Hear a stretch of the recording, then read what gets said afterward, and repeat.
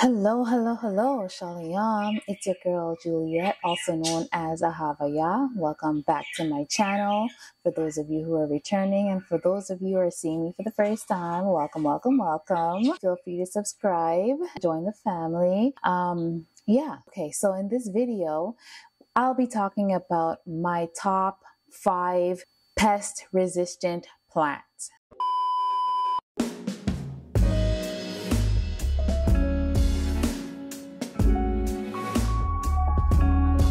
Some of y'all know I've had an issue with thrips for a very long time.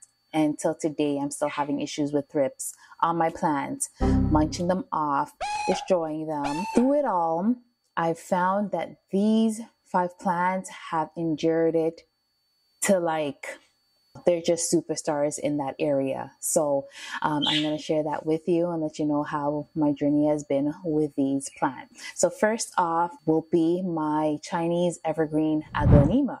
Okay, so here is my Chinese evergreen silver bay aglaonema. I've had this plant for several years now, going on maybe 5 years or so. It's grown a lot. This is actually one of 2 that I had. The other one, I believe I gave it to my father or to my dad. And so this plant gives me no trouble, okay? Sorry, just don't mind this here. I forgot to water it recently, but it's now watered, hence the water in this tray. But anywho, this plant has been with me through it all. As I've mentioned, I have thrips on some of my plants here and I'm trying to manage it. But this plant, I have never seen it fall prey to the thrips. In all this time, it still looks good. There are no evidence of a thrips infestation, and it's still going on strong. Okay, this plant has not caught thrips. It hasn't caught mealybugs or spider mites. So this is a recommendation for anyone who wants to stay away from plants that attract pests. All right, so that's my first plant. Here is Sunny. Sunny, Sunny, Sunny. This is my first plant, I believe. First plant that I ever purchased almost maybe 7, 8 years ago. I purchased this. It was 1 plant. Now it's 2. If you've been watching me or watching my channel for a while, you'll know that this plant started off as 1 plant with the 2 stems. Actually, maybe even more. I can't remember actually, but it started with it being 1 plant, and then it fell and it fell a couple of times, and then the last thing that happened to it is that entire stem rotted from the bottom up, and so I had to chop these 2 and make them into individual plants. I rooted them, and now they're in here. Now this pot is holeless, so there's no hole in it.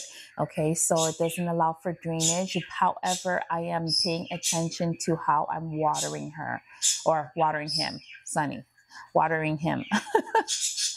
And so I put a little bit of water every now and then there. I check by feeling out the soil, but when I feel like it's dry, I add water to it just to make sure that it doesn't get root rot again. Dragon plants probably fall susceptible to mealybug infestations.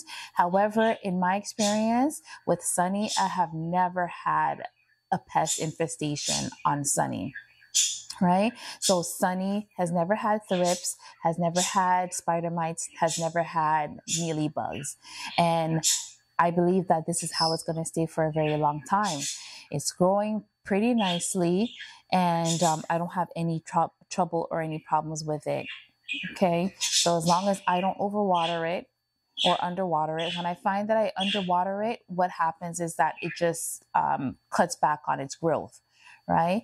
But when I'm watering it and it's happy, it's just fine, and it doesn't really attract any bugs, right? So this is the second plant that I would suggest if you want a pest-free life. Now here is another Dracaena, okay, the corn plant, which is Dracaena messagina. So this is actually a pup that grew off of my main mother plant that is actually now at hubby's work, okay, and so I chopped it off, grew the roots on it, and I've now potted it into this pot here. It used to be in a smaller pot, but it needed to be upsized, of course. The roots grew pretty full on the pot that it was originally in, which was, I think, a 2 to 4 inch pot. So this is what it's in now. This plant, just like the dragon plant that I just showed you, Sunny, this one has never, ever, ever caught a pest or bugs in its life, okay? This one along with its mother plant. So I'd say Dracaenas are the way to go, okay, if you want to keep your plant collection pest-free, all right? All right, so here we are with the next plant, the fourth plant that I suggest you purchase if you want to live a pest-free life. So this is my Synapsis Pictus exotica. I had to think about that one. I forgot for a second there, but this is one of my favorite plants. Like this plant is just majestic. Okay, look at it. Look at it. It's very structural. The leaves are very hardy. Okay, they're nice and thick, not flimsy at all. And look at this. Okay, the leaves have such a beautiful design on them. It's just beautiful with some silver and some green. It's just beautiful. Okay, so this plant, even while some of my other plants around it might have caught thrips. So this was next to a pothos that had thrips. Okay, and I didn't realize that. Looking at it, it didn't catch any thrips. I actually did see maybe one on it, but it didn't have any kind of effect on the plant. Okay, it didn't have much of an effect on the plant. It looks like nothing ever happened to it. It looks like the thrips couldn't really do any damage on it. Okay, so even when you look behind, like behind the leaves, no thrips. Thrips don't seem to like this particular plant. Okay, so even if it were to get a couple of thrips, that venture onto the plant, it's not going to do any damage on it. Okay, this is basically proof of that. All right, so this is the next plant that I would suggest you get if you want to avoid thrips and other bugs. All right, it hasn't had mealy bugs, it hasn't had any spider mites. Right, so this is another one that you should purchase. All right, so next on the list, so I'm gonna count those two Dracaenas as one just because of the group that it's in, right? So one is a Messagina and one is, I forget what it's called, Marginata. Dracaena marginata. So I'm going to classify that as one plant, right? So that's 1, 2, and then 3, which is the Synapsis, okay? Now the fourth plant that I would suggest you purchase if you want to have a pest-free life is this Philodendron Birkin. Okay, I've had this Birkin for, I'd say maybe a couple months now. I purchased it this summer and it's my first try at it. And it's such a beautiful plant. I've always seen it online or on YouTube, and these patterns, I always assumed that these stripes were flat, okay, but they are actually protruding. There is texture to these leaves and to these stripes, these lines. They're lifted and they're elevated. The leaves feel rubbery or leathery. And it's just a beautiful sight to see. It really is. It's a really hardy plant. The leaves are nice and thick.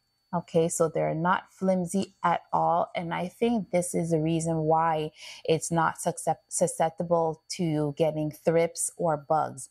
All right, so this also has been near plants of mine that have thrips or have had thrips, and it has not succumbed to these bugs.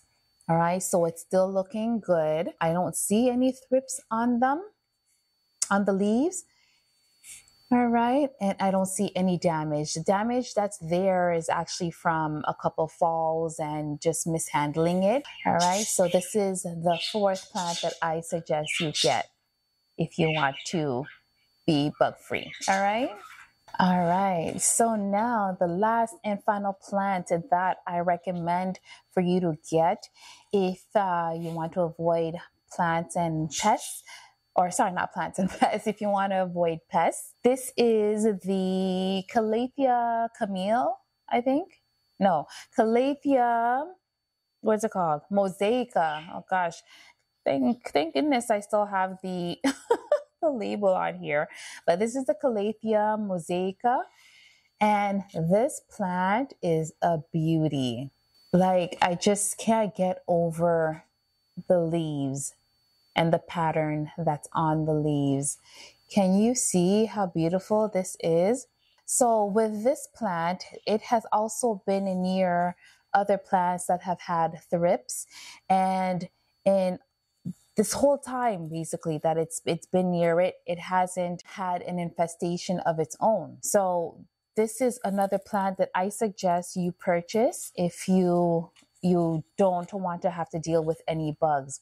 All right, so these plants are prayer plants, just like the Maranta, and basically in the day the leaves are down, okay, just like this, but when it's nighttime, when the sun goes down, the leaves fold up in a prayer position, right? So this is an extraordinary plant. It's beautiful and it's amazing. And I don't even know how, like what the mechanism on it is that causes it to do that, but it's just amazing. It's just beautiful. All right. But as I mentioned, if anything, you know, this is the only kind of damage I see, but it's not anything drastic. Okay, this could actually also be from it being dry. I don't see any black spots in the back that would indicate any kind of droppings from the thrips. So that this, I would just say, is a dry leaf. The edge is just dry. There is minimal to no damage at all from thrips that may have transferred onto it for a moment. Okay, and so this is the last plant that I suggest you pick up if you want to live a pest-free life. Okay, so that's about it, guys. So once again, to recap, my top picks are the Aglaonema. Chinese evergreen Aglaonema is the one that I have, but the Aglaonema is one. The Dracaenas are pretty good for avoiding thrips for the most part. Maybe mealybugs they might catch, but I haven't had that experience. The Scindapsus exotica is the third on my list. The Philodendron Birkin is another one that is pretty resistant to pests. And the last plant that I have on my list is the, what's it called? Calathea mosaica. If you guys have had any other experience with these plants, leave me a comment. Let me know what it's been like for you. If you have any other plants that you would put on that list, let me know and we could talk about it. All right. I hope you enjoyed this video. Thanks for watching to the end if you made it this far. See you guys in the next video. Take care.